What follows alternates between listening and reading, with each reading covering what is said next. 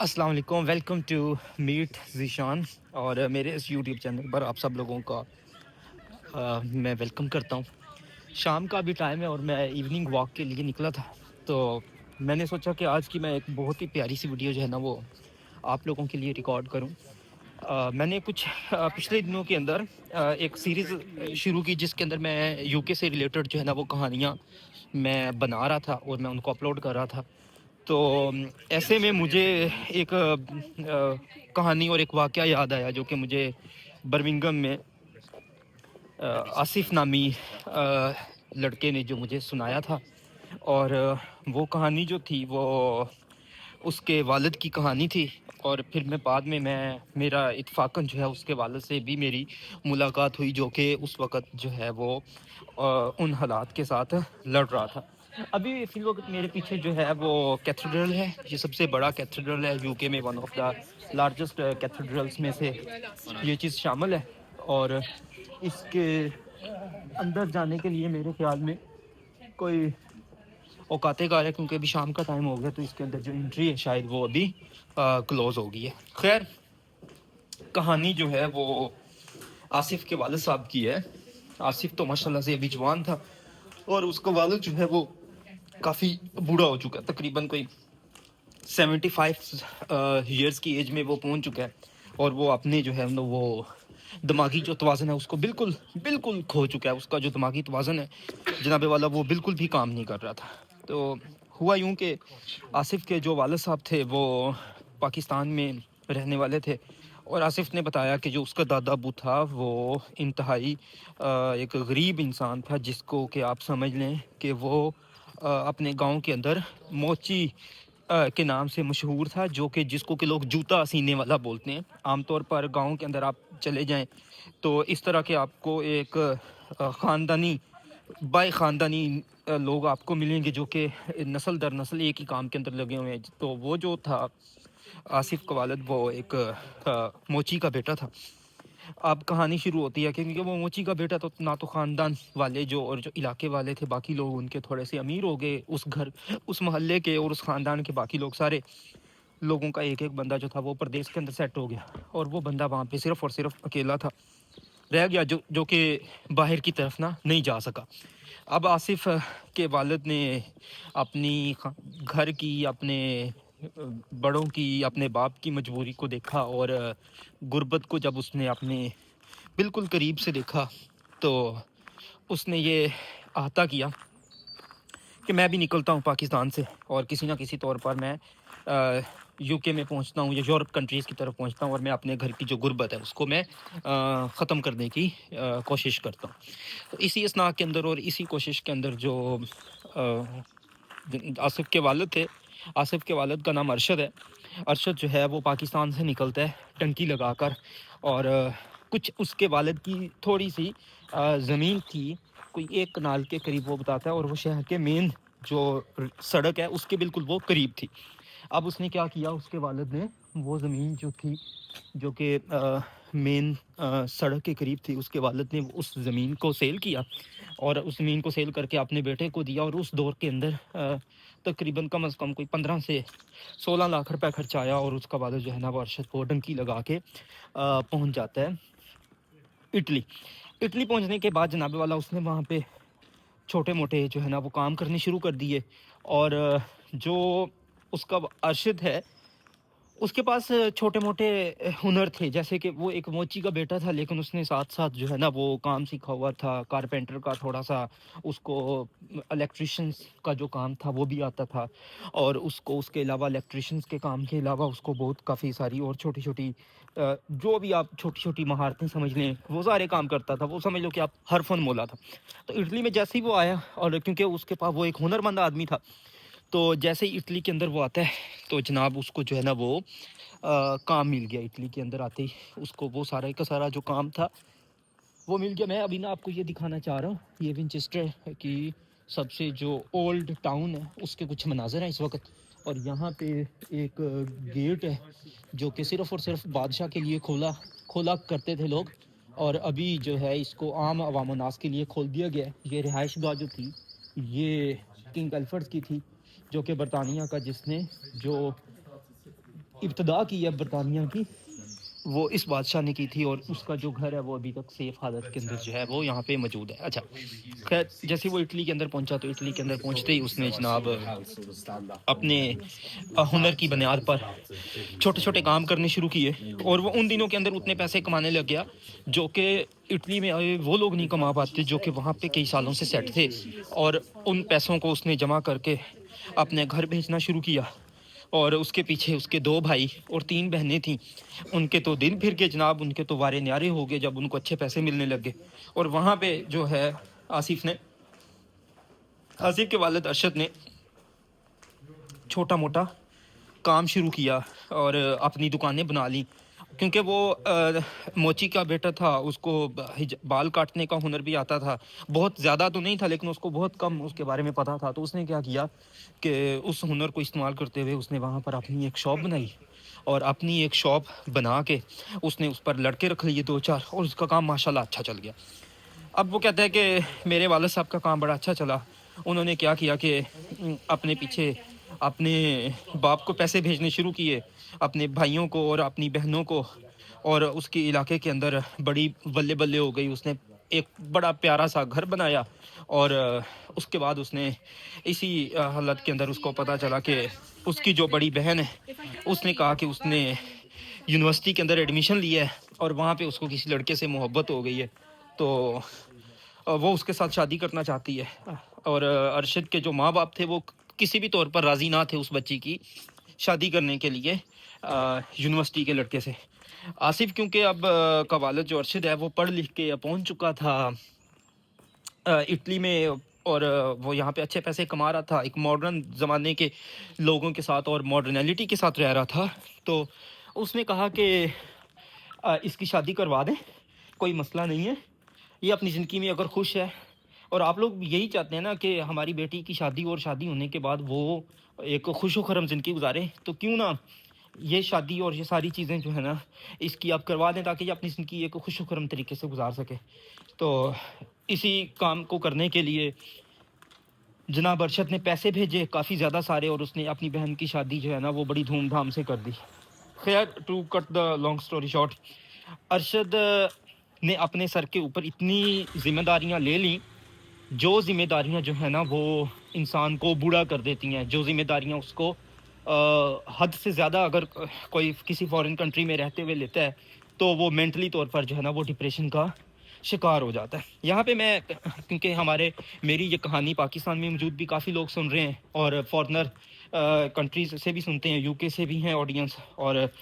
Australia اور امریکہ سے بھی لوگ مجھے سنتے ہیں، تو میں انہیں یہ کہنا چاہوں گا کہ جب بھی کوئی بندہ پردیسی یہاں پہ آتا ہے اس کا میکسیمم مین جو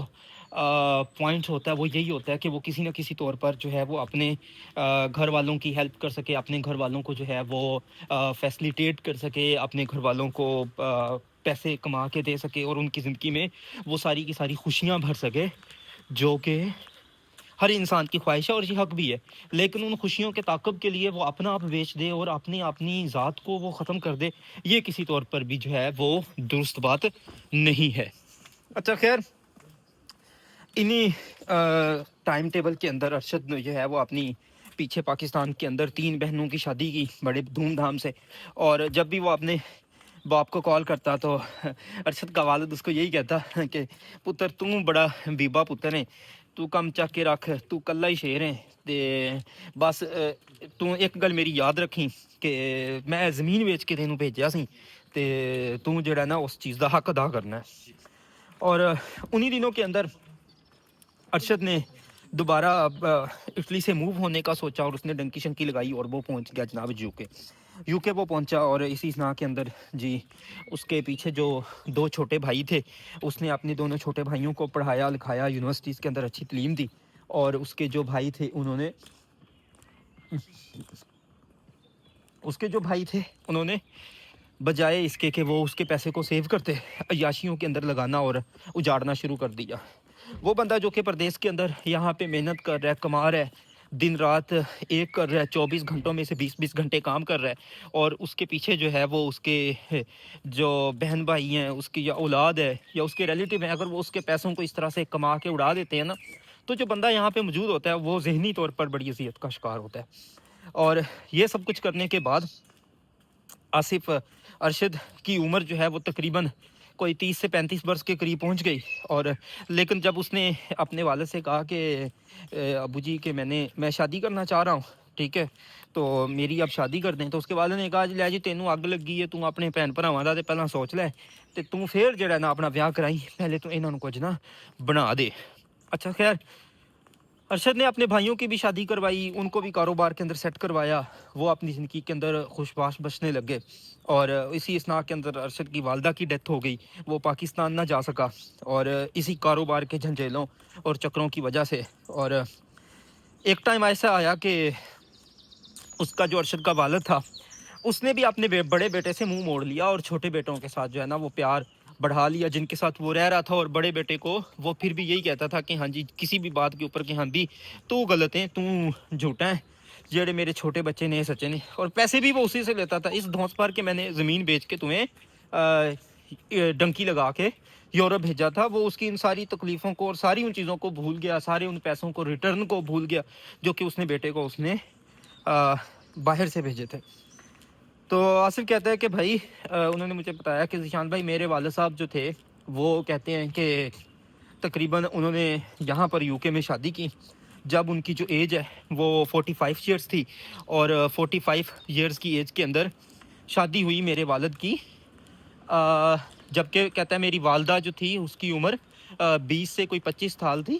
اور میری والدہ جو ہے وہ یہاں پر اسٹوڈنٹ ویزے پر آئی تھیں۔ اب جو کہانی کی اصل میں ٹریجک پوائنٹ ہے وہ یہاں سے شروع ہوتا ہے جو کہ میں آپ کو ابھی بتاؤں گا، لیکن اس سے پہلے میں یہاں پہ ایک بڑی خوبصورت پوائنٹ کے اوپر پہنچا ہوں، آپ یہ دیکھیں ذرا، چیک کریں کیا خوبصورت نظارہ ہے، یہ اچن ریور ہے جناب، اور یہ اچن ریور جو ہے وہ یہاں سے گزرتا ہوا پھر جو اس سے آگے کوئی ایک بہت بڑا دریا ہے کوئی، اور اس کے اندر یہ گر جائے گا، اور یہ یہاں کا خوبصورت ترین پوائنٹ ہے۔ لک ایٹ دا بیوٹی، میں آپ کو کسی صبح کے ٹائم پر یہاں پہ آؤں گا اور آپ کو جو ہے نا وہ میں اس کی پوری خوبصورتی کو دکھاؤں گا کہ ہاؤ دیٹ اٹ ورکس۔ اس کے بعد جناب اس نے آصف نے بتایا کہ بھائی میرے امی اور ابو کی شادی جس وقت ہوئی تو میرے ابو 45 سال کے تھے، اور یوں سمجھ لیں کہ ایک ذہنی اذیت کے شکار بندے تھے۔ میری والدہ اسٹڈی ویزے پر یہاں پہ آئی تھیں اور 25 سال کی تھیں، میرے ابو نے ٹیک وے بنایا ہوا تھا، تو یہاں پر آ کر کیونکہ میری امی حسین تھیں، چلاک تھیں، ایکٹیو تھیں، انہوں نے آ کے جو ہے نا وہ میرے والد کے ساتھ کاروبار میں میرے والد کے پاس کام کرنا شروع کیا، اور میرے والد نے جب دیکھا کہ جوان لڑکی ہے، کام شام اچھا کر رہی ہے، تو میرے والد نے اس کی شفٹیں بڑھانا شروع کر دی۔ شفٹیں بڑھاتے بڑھاتے معاملات اس حد تک پہنچ گئے کہ میری والدہ نے میرے والد کو پرپوز کر دیا کہ میں آپ سے شادی کرنا چاہ رہی ہوں۔ کہتا ہے اب اس ساری کہانی کے پیچھے صرف اور صرف میری والدہ کا مقصد یہ چھپا تھا کہ کیونکہ میرے والد ایک امیر کبیر آدمی تھا، سیٹ تھا، اور اس کے پیچھے اس طرح کے تعلقات رہے نہیں تھے کہ جہاں پر وہ جائے تو میری والدہ نے صرف اس لالچ میں کہ وہ یہاں پہ پکی ہو جائے گی، اور اس نے جی میرے والد سے شادی کر لی۔ کہتا ہے میرے والد کی ایج 45 سے ابو تھی، اور میری والدہ کی ایج جو تھی وہ صرف اور صرف 25 ایئرس تھی۔ تو کہتے ہیں ذیشان بھائی شادی کے تقریباً کوئی 2 سال کے بعد میں پیدا ہوا، اور میرے پیدا ہونے کے بعد میرے والد صاحب نے میری والدہ کو 5 سال کے روٹ کے اوپر ڈالا۔ ایک ایسا روٹ ہوتا ہے جس کے اندر جو سپاؤس ہوتی ہے نا، 5 سالہ روٹ کا مراد یہ ہے کہ اس کو 5 سال کے بعد جو ہے نا وہ مل جاتی ہے، نیشنلٹی مل جاتی ہے۔ اچھا یہاں پہ میں رکنا چاہوں گا تھوڑی دیر کے لیے، بہت ہی پیارا ویو ہے، اگین کسی دن صبح کے ٹائم پر آؤں گا تو آپ کو میں یہ دکھاؤں گا منظر، سامنے وہ پہاڑی، وہ مجھے شعر یاد آ رہا ہے کہ اونچی پہاڑی مرغا بیاں لائی بازی وطن چھڑایا ہی، تو اس طرح سے کوئی سانگ ہے، آپ لوگ مجھے بتائیے گا، لیکن خیر میں جب بھی اس اونچی پہاڑی کو دیکھتا ہوں تو مجھے یہ سانگ جو ہے نا وہ یاد آ جاتا ہے۔ اچھا خیر، کہتے ہیں بھائی میری والدہ نے 5 سال کے روٹ جیسے تیسے کمپلیٹ کیے، میں پیدا ہوا، اور میری والدہ نے اس ٹائم ٹیبل کے اندر میرے والد صاحب کی ایج جو تھی وہ بڑھ چکی تھی، 52 یا 53 کے قریب ہو چکی تھی، اور میری والدہ ماجدہ جو ہیں وہ माशाल्लाह से उन दिनों में अपनी जवानी के अरूज पे थीं। मेरे वालिद साहब जो थे वो थोड़े से बुज़ुर्गी की तरफ चले जा रहे थे, डिप्रेशन और एंग्ज़ायटी का शिकार हो रहे थे, क्योंकि उनकी जो मोहब्बत थी और जो पाकिस्तान से निकलने की वजह थी, वो यही थी कि वो अपने घर से गुर्बत को ख़त्म करना चाहते थे। उसकी उनकी वो गुर्बत ख़त्म हो गई, लेकिन उनको वो जो पुराने रिश्ते थे, वो नहीं मिल पाए। वो जो पुराने रिश्ते, वो जो ख्वाब वो लेके निकला था कि एक खूबसूरत घर माँ-बाप का, और माँ-बाप के साथ एक हँसती हुई ज़िंदगी जिसके अंदर रोटी सुकून से वो खा सकेगा। तो रोटी सुकून के अंदर वो खा सकेगा। तो कहता है मेरे वालिद साहब का वो सपना जो था ना, वो अधूरा रह गया था। खैर वो गुर्बत तो ख़त्म हो गई थी, लेकिन वो जो बहन भाइयों के साथ मिल बैठ के मोहब्बतों वाला सीन था, वो ख़त्म था। तो मेरे वालिद साहब डिप्रेशन के मरीज़ हो गए, और वालदा के साथ फिर चिड़चिड़ापन आ गया, और वालदा ने देखा कि बुज़ुर्ग बंदा है जी। तो मेरी वालदा ने जिस टेकवे के ऊपर वो काम कर रही थी, वहाँ पर एक मैनेजर हायर किया। एक नौजवान सा लड़का था, और उस नौजवान लड़के को मेरी वालदा ने फंसाया, या उसको कहता है मेरी वालदा को उसने फंसा लिया, और उसने जो है ना वो मेरी वालदा से शादी और प्यार और मोहब्बत की पींगें बढ़ाना शुरू कर दी। मैं कहता है उस वक़्त जो है वो सियान भाई कम से कम होऊँगा कोई मैं 2-3 साल का, जिस वक़्त जो है वो मेरी वालदा ने मेरे वालिद से डिवोर्स ले ली। अब यहाँ पर यूके में कानून ये है कि जब डिवोर्स होती है तो जो जायदाद होती है ना, वो आपकी दोनों फ़रीक़ों के माबीन बराबर जो है ना वो तक़सीम हो जाती है। कहता है उन दिनों मेरे वालिद ने बड़ी कोशिश की कि वो ये इस शादी को बचाएँ, और किसी तौर पर मेरी वालदा जो है ना वो मेरे वालिद को छोड़कर ना जाएँ। लेकिन कहता है जो मेरे वालिद थे, वो किसी भी तौर पर नहीं माने। मेरी वालदा जो थीं वो किसी भी तौर पर नहीं मानी, और उन्होंने जो है वो डिवोर्स जो है ना वो ले ली। अब डिवोर्स ली, और अगले लड़के के साथ उन्होंने जी अपनी ज़िंदगी को सेट कर दिया। मैं रह गया पीछे, छोटा था। कहता है मैं क्योंकि छोटा होने की वजह से मुझे माँ के साथ जाना पड़ा, और मैं जैसे कहता है अपनी माँ के साथ रहता, उसका रवैया मेरे साथ भी ठीक ना होता, क्योंकि मैं सौतेला बेटा था दूसरे लड़के का। तो कहता है उस शख्स ने भी मेरे साथ बड़ा एक कीना परवरी का रवैया इख्तियार करना। यूके में रहते हुए भी वो मुझे मेंटली तौर पर टॉर्चर करता, मुझे मारता, मैं रोता, और करते-करते मेरी जो नफ़रत थी वो उससे इतनी बढ़ गई कि जब मैं कोई 10 क साल का हुआ और मेरे वालिद मुझे जब मिलने आता था, तो मैंने कहा जी मैंने रहना ही आपके साथ है, मैंने इसके साथ नहीं रहना, ये मुझे मारती है, आप मुझे अपने साथ ले जाएँ। मेरे वालिद अकेले रहते थे, मेरे वालिद ने दोबारा शादी नहीं की थी, और उसकी वजह से तो कहता है मैंने अपने वालिद से कहा कि मुझे अपने साथ ले जाए, और मेरी माँ जो थी वो मेरे बाप की दौलत को हड़प करने के बाद और अपने आशिक के साथ अपनी ज़िंदगी गुजारने बसाने के बाद बिल्कुल इस बात को भूल गई कि जब वो यूके में आई थी तो उसके दोनों हाथ खाली थे, और वो जो जायदाद, वो जो टेकवे और वो जो सिस्टम है जिसके ऊपर अब वो कब्ज़ा जमा के बैठी है, वो जो है वो मेरे बाप का है, वो उसका नहीं है। लेकिन उस औरत ने कहता है कि इसना भी ना सोचा कि एक छोटा सा बच्चा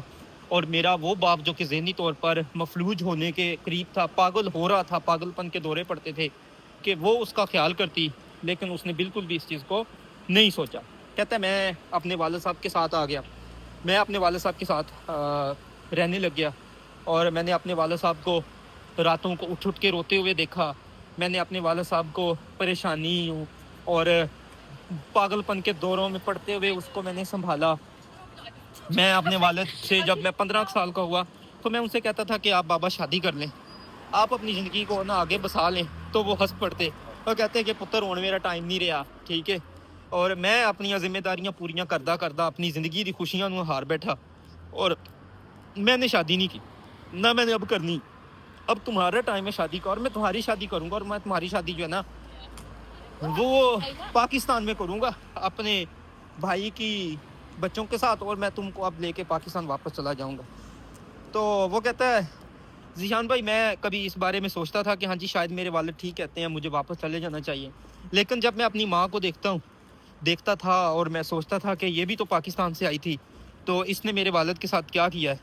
और अब क्या मेरी लाइफ में आने वाले टाइम के अंदर भी क्या मेरे साथ यही होगा। तो कहता है मैं खामोश हो जाता था, मैं जवाब नहीं देता। कहता है आज से कोई तकरीबन 3 साल पहले मेरे वालिद साहब ने मेरी टिकट करवाई। यहाँ पे हमारा जो कारोबार था उसको जो हमारे नौकर थे जो यहाँ पे काम करने का जिस तरह से सिस्टम है उनके हवाले किया कोविड-19 से पहले। कहता है मेरे वालिद जो है ना वो मुझे ले के चले गए पाकिस्तान। मैं पाकिस्तान गया, اور میرے والد صاحب بڑے خوش تھے کیونکہ میرے چچا کی بیٹی تھی چھوٹی، اور میرے والد کا یہ پلان تھا کہ وہ میری شادی میرے چچا کی بیٹی کے ساتھ کر دیں گے، اور میرے والد نا اپنی آخری عمر نا اپنے بھائیوں کے ساتھ گزار لیں گے۔ اس پوری کہانی کے اندر کہتا ہے میرے والد صاحب نے یہ غلطی کی تھی کہ انہوں نے پاکستان کے اندر اپنا کوئی پیارا سا چھوٹا سا گھر نہیں بنایا تھا۔ ہم گئے اپنے چچا کے گھر، کوئی 10 دن 15 دن ہماری آؤ بھگت ہوئی۔ میرے چچا کی بیٹی کہتا ہے کہ اپنے ماموں کے بیٹے کے ساتھ سیٹ تھی، اور میں نے جب کوشش کی اپنے والد صاحب کی خوشی کو دیکھتے ہوئے اس لڑکی سے بات کرنے کی کہ چلو یہ بات کرتے ہیں، اس لڑکی نے مجھے کرارا جواب دے دیا کہ میں تو اپنے ماموں کے بیٹے کو پسند کرتی ہوں اور میں اسی سے شادی کروں گی، تم اپنا بوریا بستر اٹھاؤ اور یہاں سے جاؤ یا ہمارے گھر سے جاؤ، اور میرے ماں باپ کو اس بارے میں بات نہ کرنا۔ کہتا ہے اس کے بعد جو میری چچی تھی وہ بڑی تیز اور بڑی چرب زبان تھی، اس نے کہ 10-15 دن گزرے ہوں گے میرے والد کے ساتھ کسی جب رشتے کی بات بحث شروع ہوئی تو اس نے بحث شروع کر دی، اور میرے والد صاحب کی اس نے بڑی انسلٹ کی، اور اس کو چپ کروانے کی بجائے میرا چچا جس کو کہ میرے والد نے پالا، میرے والد نے پڑھایا لکھایا اور اپنی زندگی میں سارے سکھ دیے، وہ اس کی بجائے کہ اپنی بیوی کو چپ کرواتا یا میرے والد کی ڈھارس بندھاتا یا اسے یہ کہتا کہ اگر یہ یہاں پہ شادی نہیں ہو سکتی تو ہم کہیں اور کسی اور بہن بھائی کے بچے سے شادی کروا دیتے ہیں، اس نے بھی میرے باپ کو نا لگی بھگی سنانی شروع کر دی کہ تو ساڈے واسطے کتا کی ہے، 4 سانو پیسے دے کے تو ساڈی زندگیاں خرید کے تے تو ساڈی زندگیاں نو یہ سمجھنا کہ تو ساڈی زندگیاں دے اوتے مالک بن گیا ہے، تے ہن جڑا نا وہ جڑے 4 پیسے تو سانو دتے سی 10 تو حساب کرتے ساڈے کولوں پیسے لے تے جو اپنے منڈے نوں لے کے جا، تو ایتھے ساڈے کولوں رشتہ لین آیا ہے، اس نیت دے نال آیا ہے تے اپنے اس انگریز جے منڈے نوں چک لے آیا جن دی ماں دی کردار دا کوئی پتہ نہیں، اور تم اس کو لے کے یہاں سے نکلو۔ کہتا ہے میں جوان لڑکا ہوں، میں ظاہری بات ہے میری ماں کا کریکٹر جو کچھ بھی تھا لیکن میں حرام کی اولاد تو نہیں تھا۔ انہوں نے جس انداز میں گالیاں دیں میرے باپ کو کہ میں اپنے باپ کا ہی تخم نہیں ہوں گا، میں تو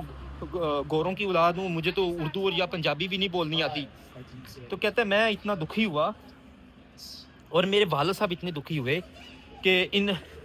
ان کو جو ڈپریشن کی دوائیاں چل رہی تھیں انہوں نے اس کی تعداد بڑھانا شروع کر دی، اور میرے والد صاحب جو ہیں وہ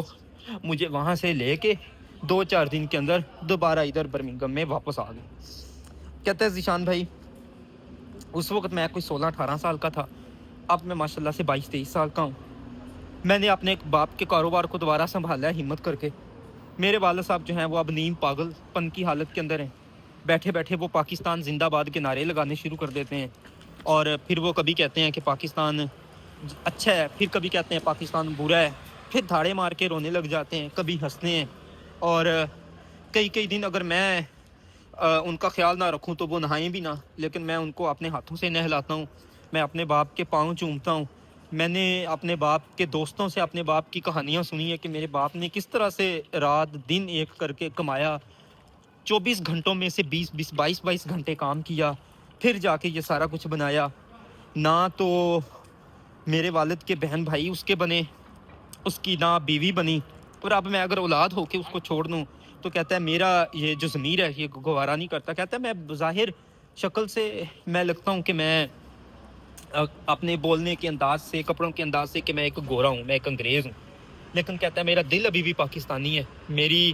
رگوں کے اندر خون جو ہے وہ میرے باپ کا ہے، اور میں اپنے باپ کو یوں جو ہے نا وہ تڑپتا ہوا اور تنہائی میں اور اس اذیت کے اندر نہیں چھوڑ سکتا۔ کہتا ہے میں اب اپنے بابا کو لے کے آتا ہوں کام پہ، ان کو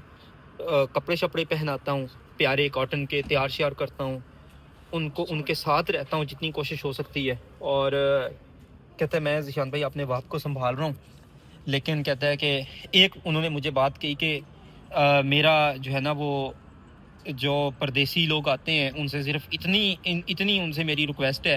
کہ اگر کبھی بھی وہ پردیس آ رہے ہوں تو ایک تو وہ پاکستان کے اندر اپنا گھر بنائیں، دوسرا جب وہ آ رہے ہوں تو پھر وہ اپنے بہن بھائیوں سے پہلے یہ کہہ کے آئیں کہ اگر ہم کبھی لوٹ کے واپس آئے تو ہمیں بھی آپ سنبھال لو گے۔ اور اس نے مجھے جو ہے نا وہ بڑا ایک خوبصورت شعر سنایا، اور اس شعر کے ساتھ میں اینڈنگ چاہوں گا، اور میں چاہوں گا کہ کیا آصف نے ٹھیک کیا خاموشی سے پاکستان سے واپس آ کے۔ کہتا ہے اگر میں چاہتا تو میں کسی اور پھپھو کی بیٹی یا کسی اور ماموں کی بیٹی سے بھی شادی کر کے وہاں پہ رہ سکتا تھا، لیکن کہتا ہے میں نے گوارا نہیں کیا، میرا دل نہیں مانا، اور میں اپنے باپ کو لے کے یہاں پہ واپس آ گیا، میں مزید اذیت نہیں دینا چاہتا تھا۔ اس نے مجھے جو شعر سنایا وہ مجھے بڑا ابھی تک یاد ہے، کہ آ کے سورج پہ گھر بنانا، پھر اس پہ چھاؤں تلاش کرنا، اور ننگے پاؤں دلدلوں میں اتر بھی جانا، پھر اس میں اپنے پاؤں تلاش کرنا۔ اور اگلا اس کا مصرع تھا کہ نکل کر شہروں سے آ بھی جانا، نکل کر شہروں سے آ بھی جانا، چمکتے خواب آنکھوں میں لے کر، نکل کر شہروں سے آ بھی جانا،